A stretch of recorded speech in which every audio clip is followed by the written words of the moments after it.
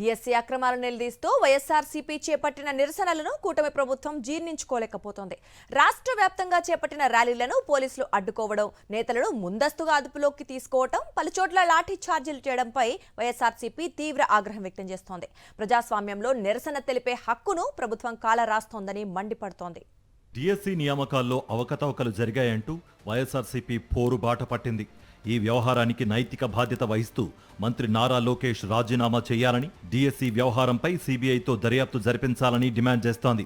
ఇందులో భాగంగా సోమవారం రాష్ట్ర వ్యాప్తంగా ర్యాలీలు, నిరసనలకు పిలుపునిచ్చింది. అయితే ర్యాలీలకు అనుమతి లేదంటూ పోలీసులు ఎక్కడికక్కడ అడ్డుకున్నారు.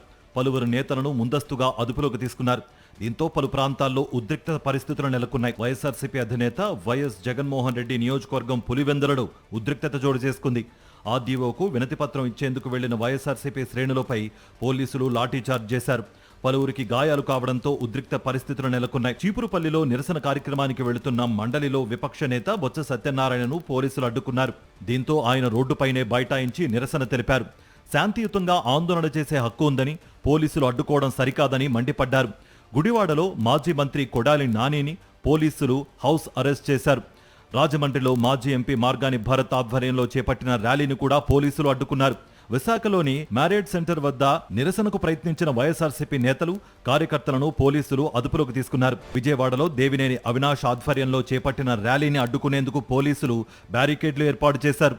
దీంతో వైఎస్ఆర్సీపీ శ్రేణులు బ్యారికేడ్లు దాటేందుకు ప్రయత్నించడంతో ఉద్రిక్తత ఏర్పడింది. తిరుపతిలో భూమన కరుణాకర్ రెడ్డి, గన్నవరంలో వల్లభనేని వంశీ ఆధ్వర్యంలో ర్యాలీలు కొనసాగగా, నెల్లూరు, కర్నూలు, అనంతపురం సహా పలు ప్రాంతాల్లోనూ నిరసనలకు పోలీసులు అడ్డంకులు సృష్టించారని వైఎస్ఆర్సీపీ నేతలు మండిపడ్డారు. తాడిపత్రి నియోజకవర్గంలోని ముచ్చుకోట వద్ద ఉద్రిక్తత నెలకొంది. తాడిపత్రిలో యువత ర్యాలీకి మాజీ ఎమ్మెల్యే పెద్దారెడ్డి ఏర్పాటు చేశారు. అయితే టీడీపీ కార్యక్రమం ఉందంటూ పోలీసులు ర్యాలీని అడ్డుకున్నారని వైఎస్ఆర్సీపీ నేతలు ధ్వజమెత్తారు.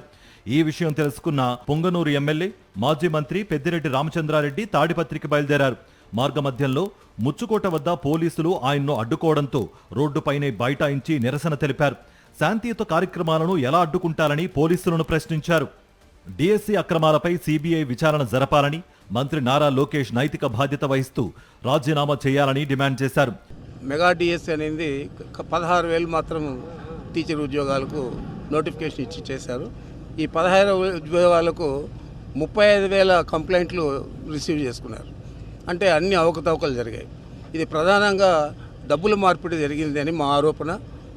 కేవలం అది లోకేష్ నాయుడికే సంబంధించింది అని చెప్పి నేను తెలియజేస్తా ఉన్నాను. లోకేష్ నాయుడు డబ్బుల కోసం దీన్ని మిస్యూజ్ చేశారు, చాలా పొరపాటు చేశారు. మంత్రి మీద 35,000 కంప్లైంట్లు వస్తే ఇక్కడ అంత ఎక్కువ వచ్చినప్పుడు మీరు చేయకుండా ఈ విధంగా పోలీసులు పెట్టి ఈ ర్యాలీలన్నీ కూడా అడ్డుకోవడం అనేది ధర్మమేనా అని నేను అడుగుతా ఉన్నాను.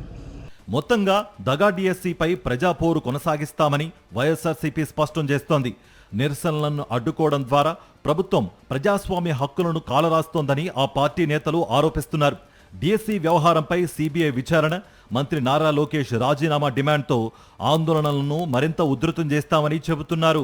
మరిన్ని అప్డేట్స్ కోసం ఛానల్ ను సబ్స్క్రైబ్ చేయండి. నోటిఫికేషన్స్ కోసం బెల్ ఐకాన్ పై క్లిక్ చేయండి.